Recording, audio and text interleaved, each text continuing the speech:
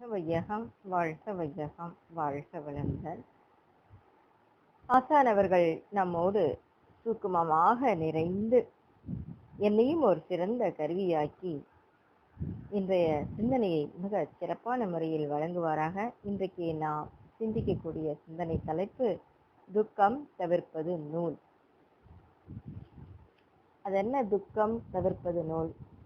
நல்ல நூல்களுக்கு இலக்கணமாக அருள் தந்தையவங்க சொல்லியிருக்காங்க ஒரு அற்புதமான கவியில. சிறந்த நூல் எப்படி இருக்கணும்னா, அன்போடு மக்கள் அறிவை பெருக்கி துன்பம் போக்கி தூய்மை உணர்வோடு இன்பம் தூய்க்க ஏற்ற சிறந்த நன்மொழி தொகுப்பே நல்ல நூலாகும். அந்த வகையில மனிதனுக்கு நூல்கள் பெரிய வழிகாட்டியாக அமையுது. நூல்களோட நோக்கத்தை பெரியவங்க சொல்லும்போது துக்கம் தவிர்ப்பது நூல் அப்படின்னு ஒரு சூத்திரத்தின் மூலமாகவே விளக்கி சொல்லியிருக்காங்க. மனிதனோட துன்பத்தை போக்க வழிகாட்டுறது தான் நூல். மனிதனோட அறிவு ரொம்ப மதிப்பு வாய்ந்தது, எல்லாம் வல்ல ஆற்றல் வாய்ந்தது. எனினும் பிறக்கின்ற போதே அந்த பேரறிவுல இருந்து புலன்கள் வழியே சுருங்கி போகுது அந்த அறிவு. அதனால புலன்களோடு இயங்கி எல்லை கட்டி நாம செயல்பட்டு வர்றோம். இந்த நிலையிலிருந்து நம்மளை உயர்த்தி கொள்வதற்கு அறிவு எப்படியெல்லாம் உயருதுன்னு பார்க்கலாம். முதல்ல செயல்படுறது இன்ஸ்டிங்க்ட் அப்படின்னு சொல்லக்கூடிய இயற்கை அறிவு தான். இது எல்லா பொருட்கள் கிட்டையும் ஒவ்வொரு ஜீவன்கள் கிட்டையும் இந்த அறிவு செயல்படுது. ஒரு புழு கிட்ட கூட இந்த அறிவு எப்படி செயல்படுது தெரியுமா? அதுக்கு என்ன தேவை, எப்படி நடக்கிறது அப்படின்னு யாரும் சொல்லி கொடுக்காமையே வரக்கூடியது. இதைத்தான் இன்ஸ்டிங்க்ட்னு சொல்லுவாங்க. மீன் பிறந்த உடனே அது தாய் மீன் சொல்லி கொடுக்காமையே அந்த குஞ்சு மீன் அழகா நீந்த கத்துக்குது. அதே போல குழந்தை பிறந்த உடனே தாயிடம் பால் குடிக்க கற்றுக்கொள்கிறது. அது உள்ளிருக்கிற அந்த பேரறிவானது மற்றவர்கள் சொல்லித்தராமையே இப்படி ஒரு செயலை செய்ய அது தூண்டி செயல் செய்யுது. அதை தான் இன்ஸ்டிங்க்ட்னு சொல்லுவாங்க. இப்படி மனிதனுக்கு அறிவானது தொடர்ந்து படிப்படியாக வளர்ச்சி பெறுகிறது. அடுத்ததாக நுண்மா நுழைப்புலன் அறிவு. அதாவது இது எப்படின்னா, விளைவு இன்னதுதான் அப்படி வரும் அப்படின்னு முன்கூட்டியே விளைவை கணிக்கக்கூடிய ஞானம். முயற்சியோடும் சிந்தனையோடும் செயல் புரிகின்ற பண்பாய் வளருவது தான் நுண்மா நுழைப்புலன் அறிவு. அதாவது நுணுகிய சிறப்புள்ள ஊடுருவி கூர்ந்து உணர்கின்ற அறிவாற்றல் தான் அது. இந்த அறிவின் வளர்ச்சி போக்கில் அந்த இயற்கை அறிவு மறைஞ்சுதான் இருக்கும். தன்னோட அனுபவம், பிறர் சொல் மூலம், பிறர் நூல் வாய்களாக வளர்த்து கொள்ளும் அறிவு தான் தேர்ந்த அறிவுன்னு சொல்லுவாங்க. இது அவங்க அப்பப்போ அமைகிற சூழ்நிலைக்கேற்ப வேறுபாடுகளையும் சிறப்பினையும் அடையும். இப்படி அறிவானது ஒவ்வொரு காலகட்டமும் தொடர்ந்து வளர்ச்சி பெறுது. நான்காவதாக மெய்யறிவு. அப்போ இந்த அறிவு எப்படியெல்லாம் வளர்ச்சி பெறுதுன்னு அடுத்து சிந்திக்கலாம். மெய்யறிவை பற்றி பின்னாடி சிந்திக்கலாம். முதல்ல இந்த அறிவு ஆனது இயற்கையில ஒரு வேகம் எழும். அப்போ அனுபவத்துல வர்ற போது ஒவ்வொன்றையும் அனுபவிக்கிற போது ஏற்படக்கூடிய இன்ப துன்ப ஏற்றத்தாழ்வுகளை கொண்டு இப்படித்தான் செய்யணும், அப்படி செய்யணும், இவ்வளவுதான் செய்யணும் அப்படின்னு ஒரு அளவு தெரியுது பாருங்க. இங்கதான் அந்த இன்டெலிஜென்ஸ் செயல்படுது. அங்கதான் மனிதனோட அறிவு மிக சிறப்பாக செயல்பட ஆரம்பிக்குது. இந்த இன்டெலிஜென்ஸ் அப்படின்னு சொல்லக்கூடிய நுண்மையான அறிவு தன்னுடைய அனுபவத்தை ஒட்டி வர்றது. எந்தெந்த அளவுல அனுபவத்துல உயர்ந்து இருக்கிறானோ மனிதன், அந்த அளவுக்கு தான் மனிதனுக்கு அந்த இன்டெலிஜென்ஸ் என்கிற நுண்மை அறிவு அதிகமாக செயல்படும். அதற்கும் மேலாக தன்னுடைய அனுபவம் வரையில பார்க்கிற போது இன்டெலிஜென்ஸ் சொல்றோம். அதே சமயம் பலரோட அனுபவங்களை கேட்டு பார்த்து வரக்கூடிய அந்த கலெக்டிவ் இன்டெலிஜென்ஸ் இருக்குது பாருங்க, அதுக்கு பேரு தான் நாலேஜ். இப்ப பார்த்தோம், தேர்ந்த அறிவுன்னு நம்ம சொல்லிக்கலாம். நாலேஜ் அப்படிங்கிறது குவியல், பலரோட அறிவு, பலரோட அனுபவம், அதை தான் ஒருவனை தேர்ந்து கொள்வது. அப்படி படிப்பினால, பார்வையினால, இன்னும் ஒருவரோடு ஒருவர் உரையாடுதல் செய்தல் மூலம் சேர்த்து கொள்ளக்கூடிய கலெக்டிவ் நாலேஜ், அதுதான் நாலேஜ் அப்படின்னு சொல்லுவாங்க. எந்த இடத்துலையும் அனுபவங்கள் எல்லாம் குவிகிறதோ அதுதான் அறிவு. அதாவது உயிர் சக்தியில அனுபவங்கள் எல்லாம் குவிஞ்சு இருக்கிறதுனால அங்கதான் அறிவும் இருக்குது.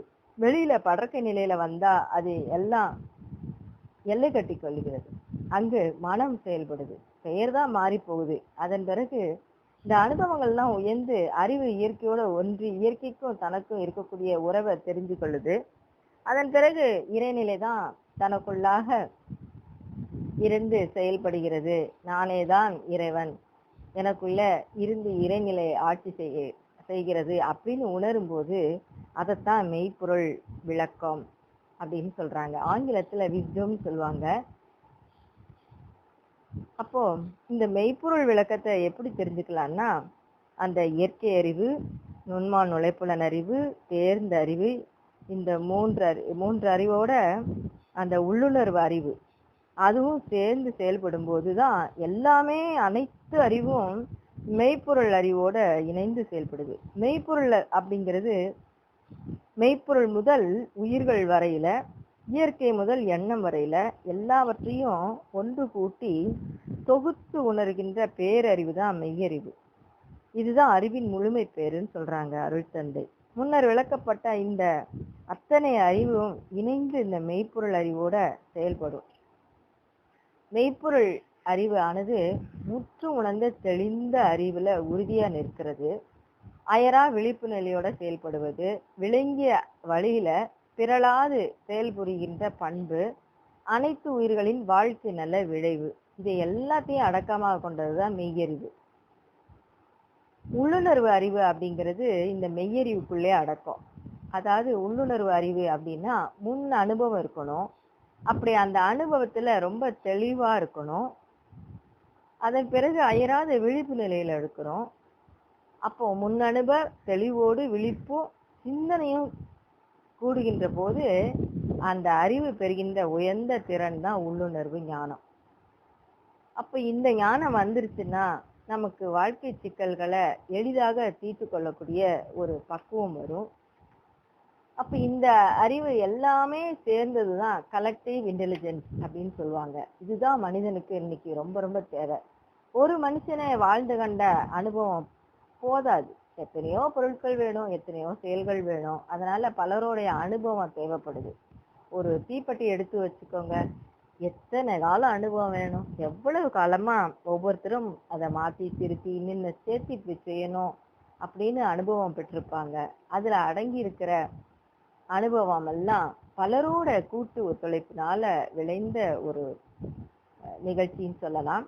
அப்படி ஒவ்வொரு பொருளும் செய்யறதுல, அனுபவிக்கிறதுல, அதனால வரும் விளைவை தாங்கி கொள்றதுல அப்படி தொடர்ந்து கொண்டே போகும் அந்த அனுபவ அறிவு. அத்தகைய அறிவு உயர்வுக்கு மேலும் மேலும் பெருக்கெடுக்க செய்யக்கூடிய ஒரு ஆற்றல் தான் இந்த நூல்கள்ல இருக்குதுன்னு அருள் தந்தை சொல்றாங்க. மனிதனோட துன்பத்தை களைஞ்சி இன்ப வாழ்வழிக்கத்தக்க முறையில எண்ணிய பெரியவங்க, வாழ்ந்து காட்டின பெரியவங்க தான் அவங்களோட அனுபவங்களை எல்லாம் நூல்கள்ல எழுதி கொடுத்துருக்காங்க. இந்த நூல்களை எல்லாம் நாம படிக்க வேண்டியது ரொம்ப அவசியம். அப்படி பார்க்க போனா அதுல சிறந்த நூல்கள் அப்படிங்கிற லிஸ்ட் எடுத்து பார்த்தா சாமிஜியோட வாழ்க்கை விளக்கம் புத்தகம், கோலமாய் விளைந்த மதிவிருந்து, உலக சமாதானம், ஞானமும் வாழ்வும், அருட்பேராற்றலின் அன்பு குரல், மனவளக்கலை 3 பாகங்கள், இப்படி வரிசையா நம்ம நிறைய சொல்லிட்டே போகலாம். இந்த நூல்கள் தான் முதல்ல ஒரு மனவளக்கலைஞர்கள் படிக்க வேண்டிய நூல் வரிசைப்படுத்தி இருக்கிறேன். இப்போ காலத்தால நூல்களோட தரம் முன்ன மாதிரி இல்லை, கொஞ்சம் குறைஞ்சுதான் இருக்கு. அது உண்மைதான். அது ஏன்னா வியாபாரத்திற்காக விற்பனைக்கு வரக்கூடிய நூல்கள்ல 2 கருத்துக்கள் தான் முன்னாடி நிற்குது. அது 2 கருத்துக்கள் என்னன்னா, செக்ஸ் அண்ட் பாவர்ட்டி, பால் உறவு பற்றிய உணர்ச்சி ஊட்டக்கூடிய கதைகள், ஏழ்மையில துன்பப்படக்கூடிய உருக்கமான கதைகளும் இன்னைக்கு பெருகி போச்சு. ஒரு பெரிய பணக்காரன் இருந்தார்னா அவர் நாளொன்னுக்கு லட்சக்கணக்கில் சம்பாதிப்பாரு. அவர் ஏழ்மையை பற்றி விவரிக்கும் போது உருக்கத்தை தான் எடுத்து காட்டுவார்.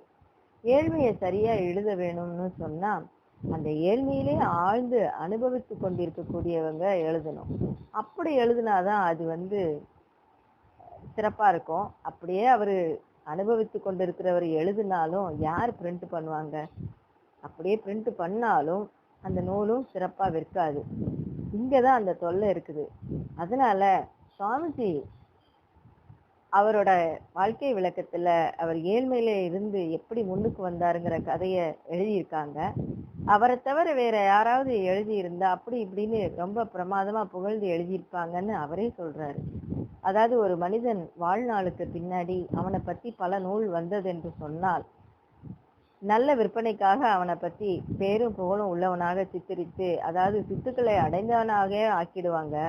அதெல்லாம் வியாபாரத்திற்காக தான். வருங்காலத்துல அந்த மாதிரி நூல்களை நாம இனங்கண்டு தவிர்க்க வேண்டியதுதான் அப்படின்னு அருள் தந்தையே சொல்றாங்க. சுவாமிஜி மேலும் என்ன சொல்றாங்கன்னா, எல்லா நூல்களையும் நம்ம படிக்கலாம், படிக்கும்போது அதுல மூழ்கிடாம நல்ல நினைவோடு படிக்கணும்னு சொல்றாங்க. அதாவது தண்ணீர் இருக்கும், உள்ள ஆழமா போனா சேரும் இருக்கும், அந்த சேத்துக்கு போகாம நல்ல நீர்ல குளிச்சுட்டு வரலாம்.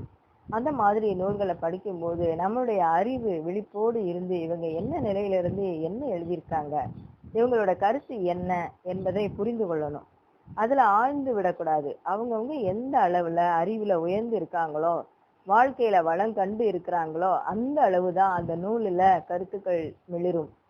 அவருங்க மக்களுக்கு கூற வேண்டிய செய்தி எதுவோ அதை அப்படியே தொனிக்கும். அந்த அறிவுல இருந்து அவங்க எழுதும்போது அதை படிக்கும் நமக்கும் மனசை அந்த நிலைக்கே கொண்டு போகும்.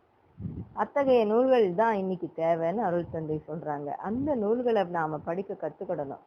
அதனாலதான் நாம சாமிஜி நமக்கு உலக சமாதானம் அப்படிங்கிற நூலை எழுதின போது, மனிதன் வாழ்வாங்கு வாழ வந்து விட்டான் என்று சொன்னா வாழ தெரிந்து கொண்டால் எப்படி இருக்கும் அப்படின்னு பல நாள் சிந்திச்சு பல பாடல்களை எழுதினாங்க.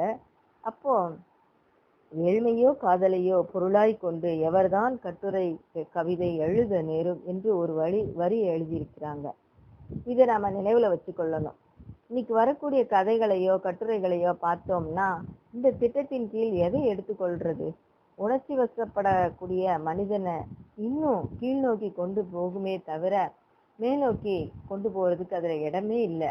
அதுல இருந்து மனிதன் மீளுவதற்கு உயர்வதற்கு என்னென்ன உண்டோ அதுதான் ஆன்மீக பண்பாளர்கள் நமக்கு எழுதிய நூல்கள்.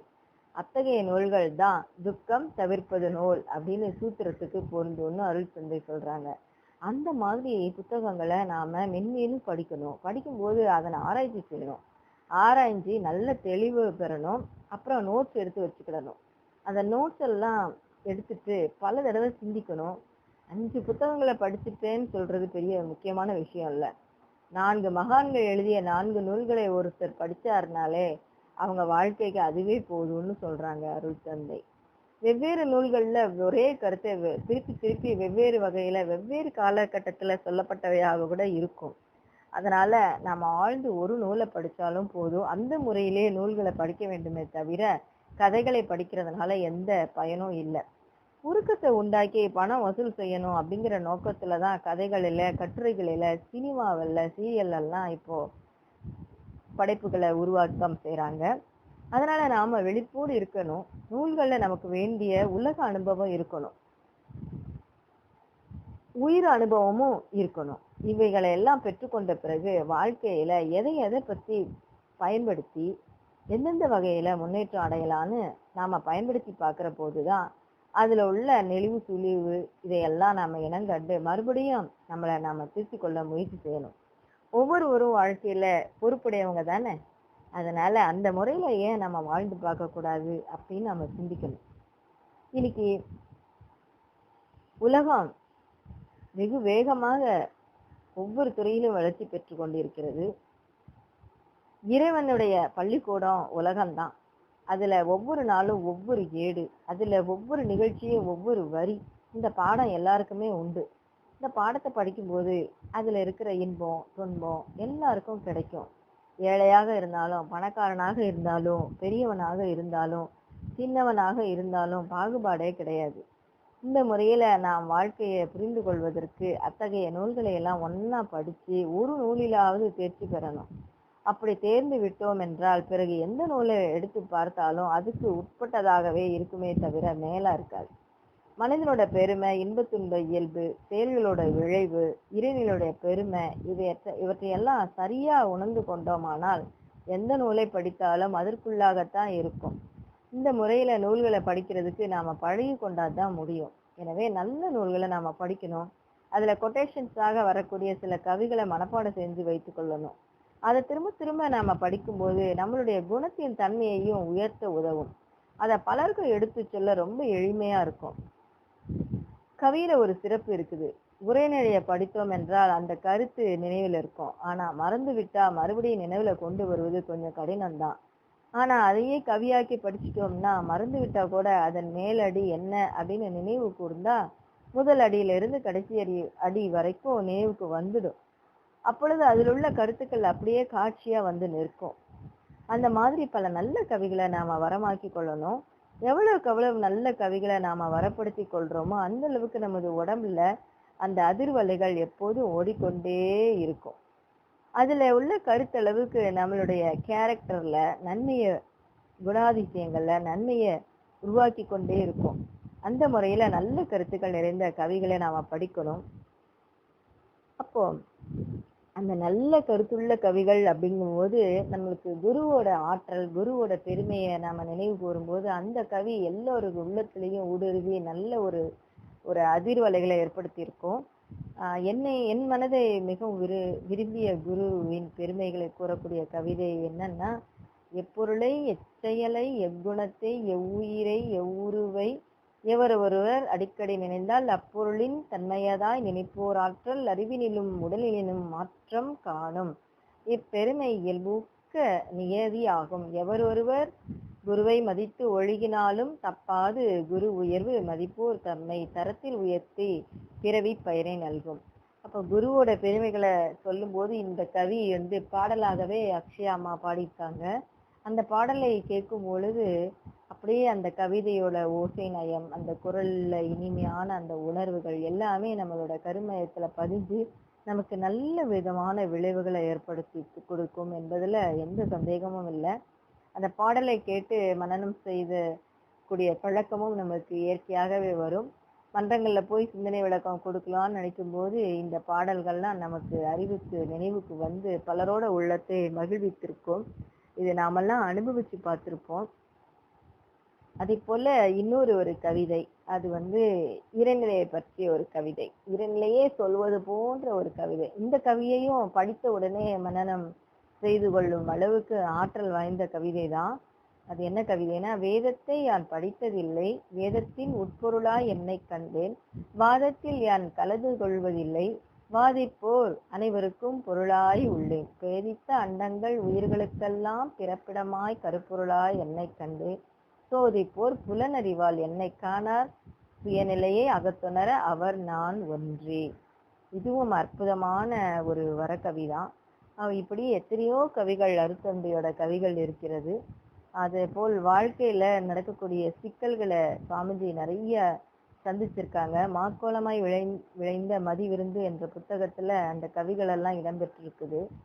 அப்போ அந்த அனைத்துமே அருட்கவிகள் அப்படின்னு சொல்லலாம். அது என்ன, இன்னொரு சிறப்புமிக்க கவிதை இருக்கு. வந்த துன்பம் ஏற்று தவித்து அதை போக்கும் வழி கண்டு, அவற்றை போக்க வழி கண்டு முறையோடு போக்கி இன்பம் காத்து எந்த துன்பம் வரினும் எதிர் நோக்கி நிற்பாயே, இன்பமே மிகுதிப்படும் துன்பங்கள் தோல்வியுறும். இந்த கவிதை திரும்ப திரும்ப படிக்கும் பொழுது நம்ம நெஞ்சகத்துல பதிந்து விடும். அப்போ எத்தனை துன்பம் வந்தாலும் இந்த கவிகள் நம் உள்ளத்திலிருந்து கிளர்ந்து எழுந்து உள்ளுணர்வாக நமக்கு செய்திகளை தரும். அருட்தந்தை வாழ்க்கையில எத்தனையோ சோதனைகளை தாண்டி சாதனை செய்துள்ளார்.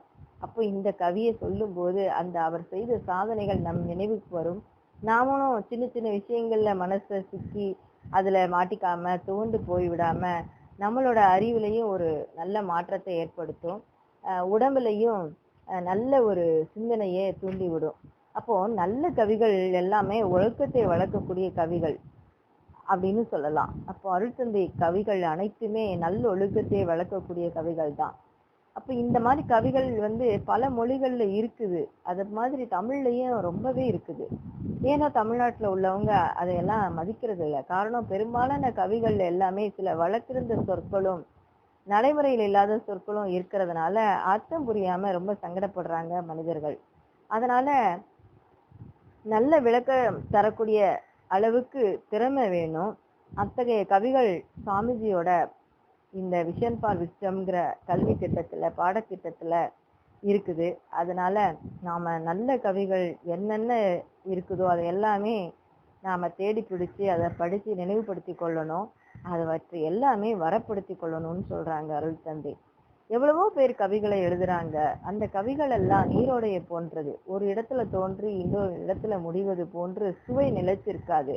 ஆனா ஜீவ நதிகள் பாருங்க, மலையில தோன்றி கடலில முடியும், ஆண்டு முழுவதும் ஓடிக்கிட்டே இருக்கும். அத்தகைய ஜீவ நதிகள் தான் இந்த உலகத்துல நிறைய இருக்கு. அது போல மெய்ப்பொருள் உணர்ந்த பெரியவங்க எழுதின கவிகள் என்னைக்குமே நிலைத்து இருக்கக்கூடியவை தான். அதனால அந்த ஜீவ கவிகள் என்று சொல்லத்தக்க அருள் தந்தையோட கவிகள் எல்லாம் நாம வரப்படுத்தி கொள்ளணும். அந்த ஜீவ கவிகள் பார்த்தீங்கன்னா அதுக்கு ஒப்புமையாக என்ன சொல்றாங்கன்னா அருள் தந்தை, வானிலை எவ்வளவு நட்சத்திரம் இருக்குமோ அந்த அளவு இருக்குது அந்த ஜீவ கவிகள். சில கவிகள் அழிந்து போயிடுச்சு, சில மறைந்து விட்டன, நாம பார்க்காதவர்கள் நிறைய இருக்கு, நமக்கு புரியாத மொழியில கூட இருக்கலாம். அப்போ இந்த பேறு பெற்ற இந்த உலகத்துல நாம வாழ்ந்து கொண்டிருக்கிறோம். அத்தகைய அறிஞர்களுடைய பெருமைகளை எல்லாம் உணர்ந்து கொள்வதற்கு எந்த மொழி நூல், எந்த அந்த அறிஞர்களோட கருத்துக்கள் எல்லாம் நாம உணர்ந்து கொள்ளணும். அதுக்கு ஏற்ற வழி அந்த மொழி நூல் தான். ஆகவே நூல்களை மதித்து நல்லா படிக்கணும், அதுல பயன் காணணும். மனிதனுக்கு மிக மிக அவசியமானது. இருக்கக்கூடிய நூல்கள்ல நாம தேர்ந்தெடுத்து நல்லா படிச்சு குறிப்பு எடுத்து வச்சுக்கிடணும். திரும்ப திரும்ப அதை ஆராய்ஞ்சு அதனை நம்மளோட வயமாக்கி கொள்ளணும். அப்போ அந்த வகையில பார்த்தா நாம சுவாமிஜி பல காலம் சிந்திச்சு மாக்கோலமாய் விளைந்த மதி விருந்து அப்படிங்கிற நூல்ல எழுதியிருக்க கவிதைகள் தான் ரொம்ப ரொம்ப சிறப்பு வாய்ந்ததாக அவரே சொல்றாரு. அதில் உள்ள கவிகள் ஒவ்வொன்றையும் பல தடவை நாம படிக்கணும். இல்லைன்னா அந்த கவிகளோட முழு அர்த்தத்தையும் நாம சுவாமிஜி எந்த அறிவு நிலையில இருந்து கொண்டு எழுதினாங்க அப்படிங்கிறத உணர்ந்து கொள்ள முடியாது. அதனால நாம ரொம்ப கவனமா அதை படித்து அவர் எந்த அறிவு நிலையில இருந்து எந்த கருத்துக்களை நமக்கு சொல்ல வர்றாரு அப்படிங்கிறத நாம உணரணும். சில சமயம் நம்ம காயலாங்கடைக்கு போறோம், அங்க பழைய பொருட்கள் எல்லாம் இருக்குது, சும்மா பார்த்துட்டு வந்துடுறோம். ஆனா அங்க இருக்கக்கூடிய எதையும் வாங்கி வர்றதில்லை. அது போல மக்கோலமாய் விளைந்த மதி விருந்து அப்படிங்கிற புத்தகத்தை முன்னாடியே படிச்சுட்டு என்ன இதுல என்ன இருக்கு அப்படின்னு நாம சாதாரணமா எடை போடக்கூடாது. அதனால ஒரு நாளைக்கு ஒரு கவியாவது நாம சிந்தனைக்கு எடுத்துக்கொள்ளணும். அந்த கவிகளை நான் ஒரு நாளைக்கு ஒரு தடவையாவது ஒரு கவியவாவது படிச்சு பல தடவை ஆராய்ச்சி செய்யணும். ஒவ்வொரு கவியும் நம்மளோட ஆசான் அவங்க வாழ்க்கையில் ஏற்பட்ட அனுபவத்தை ஒட்டி அன்னன்னைக்கு அவங்களுக்கு வந்த சிந்தனைகளை சிந்திச்சு சிந்திச்சு எழுதிய கவிகள் அப்படின்னு நாம படிக்கும் போதுதான் நம்மளுக்கு தெரிய வரும். அதனால நாம சிந்திக்கும் போது அந்த கவி சுவாமிஜிக்கு வந்த சந்தர்ப்பம், அந்த ஆழம், அந்த காரணம், சுவாமிஜி அவங்க இருந்த இடத்துக்கே நம்மளை போய் விடுது. மாக்கோலமாய் விளைந்த மதி விருந்து என்னும் கவிதை தொகுதியில் உள்ள கவிகளுக்கான அர்த்தம் எதிர்காலத்தில் மறைந்து விடுமோ என்று 1957-58 வெளியாகி கொண்டிருந்த அன்பொழி இதழ்களில் ஒவ்வொரு கவிக்கும் சாமிஜி அவங்க விளக்கம் எழுதி கொண்டே வந்தாங்க. அதனால அதையெல்லாம் நம்ம படிக்க நேர்ந்தால் நம்மளுக்கும் நம்ம எதிர்கால சந்ததிகளுக்கும் அதிக பயன் கிடைக்கும், பல ரகசியங்கள் வெளியாகும். அதனால சுவாமிஜி எழுதின கவிதைகளை ஆழ்ந்து படிச்சு நம்ம வாழ்க்கையில பயனாக்கி கொள்ளணும்.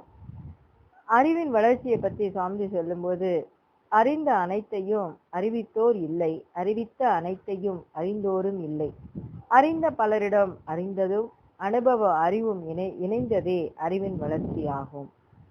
இப்படி அறநெறிய போதிக்க பல நூல்கள், புதிய நூல்கள் நிறைய வந்திருக்கு. அதுக்கு ரொம்ப அவசியம் இல்லை அப்படின்னு இனிமே சொல்லலாம். ஏன்னா நிறைய அறநூல்கள் எத்தனையோ இந்த நாள் அறிஞர்கள் பலர் அளித்துள்ளார்கள்.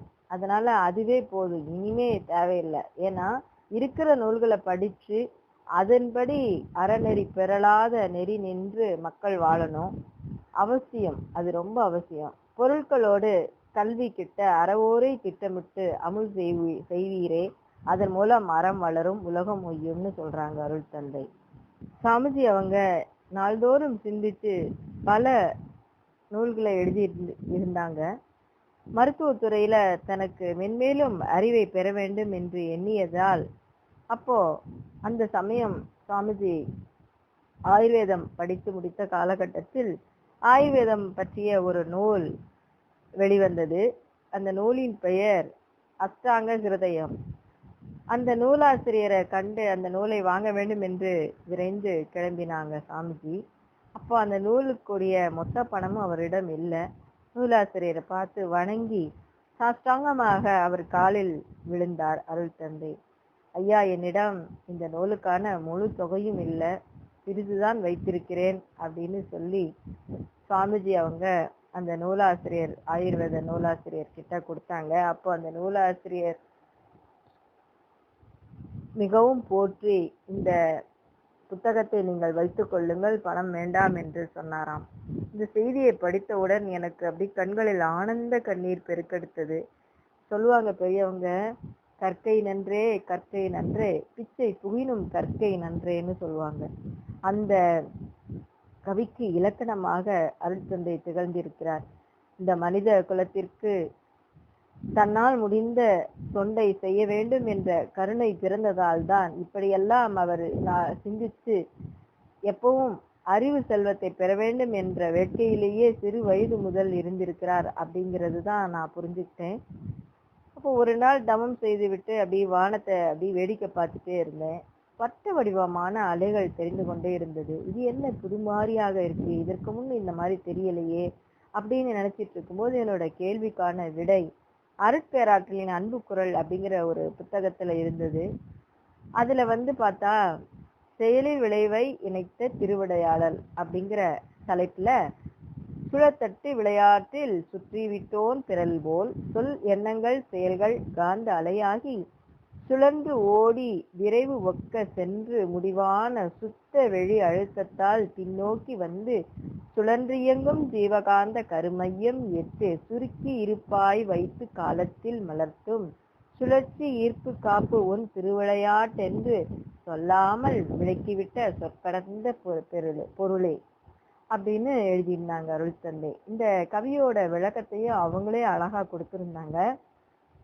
அதாவது இறைவனை பார்த்து சாமிஜி கேட்கிறாங்க, இறைவா, உன்னுடைய திருவிளையாடல்களை கண்டு உணர்ந்து பேரின்பு அடைந்து கொண்டிருக்கிறேன். மனிதன் பிற மீது பகை உணர்வு கொள்கிறான், அவனை அழிக்கும் கருத்தோடு எண்ணத்துல திட்டம் போடுறான், பேராசை சின முதலிய 6 குணங்களாகி அவற்றின் எண்ண அலைகளை வீசுகிறான். அதே போல வேறொரு மனிதன் பிறருக்கு நன்மை செய்ய எண்ணுகிறான், நினைந்து வாழ்த்துறான். அப்போ இந்த செயல்கள் எல்லாம் தன்னோட காந்த ஆற்றல் மூலமா அழைக்கப்பட்டு அவனுடைய தன்மைகளாக மாறுகின்றன என்ற விளக்கத்தை கொடுத்துட்ட இறைவா. மேலும் வெளியிலே செல்லும் அவனது எண்ண அலைகள் எவ்வாறு அவனையே நோக்கி திரும்பி வந்து கருமயத்துல அமர்ந்து இருப்பாகின்றது என்ற உண்மையின ஒரு விளையாட்டு கருவியை காட்டி உணர்த்திய பெருமையை நான் எவ்வாறு புகழ்வேன் அப்படின்னு சொல்றாங்க. ஏன்னா இந்த எப்படி எண்ண அலைகள் ஒரு மனிதன் கிட்ட இருந்து புறப்பட்டு மீண்டும் அவன் கருமயத்திலே இருப்பாகி விடுகிறது அப்படிங்கிறத சிந்தனை பண்ணிக்கிட்டு இருந்தாங்க.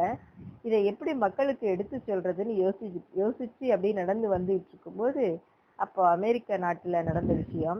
எக்காவெளிங்கிற வன ஆசிரமத்துல இருந்தாங்க.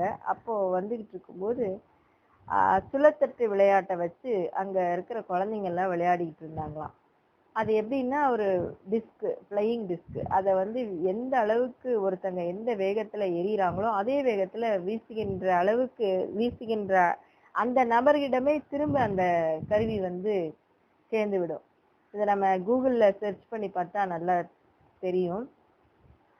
அப்ப இந்த சுழத்தட்டு விளையாட்டுல தட்டு போன்ற கருவியை சுழற்றி வீசுகிறான் ஒருவன். அந்த கருவி அவன் வீசு விரைவுக்கேற்ப ஓடி சென்று பின்னர் திரும்பி அவனிடமே சேருகின்றது. அதுபோல ஒருவனிடம் இருந்து எழும் எண்ண அலைகள் வான்காந்த வெளியில் மிதந்து ஓடுகிறது. வான்காந்தத்தில் உள்ள இருப்பு நிலையாக உள்ள நீ உன்னோட அழுத்தத்தால அந்த அலையை வளைச்சி அதுக்கு வட்ட வடிவ அமைப்பை கொடுக்கிறாயே இறைவா அப்படின்னு சாமிஜி சொல்றாங்க. அந்த அலைக்கு ஒரு திருப்ப வந்த போதுதான் புறப்பட்ட இடத்தையே மீண்டும் அடையுது.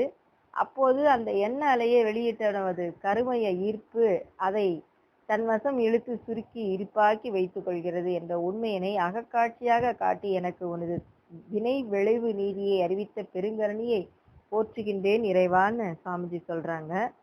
அப்போ இவர் இந்த கவியை நான் ஒரு 25 ஆண்டுகளுக்கு முன் படித்தப்ப எனக்கு ஃபர்ஸ்ட் புரியவே இல்லை. எப்படி சுழத்தட்டுன்னா எப்படி இருக்கும்? அப்பெல்லாம் கூகுள் வசதியெல்லாம் கிடையாது.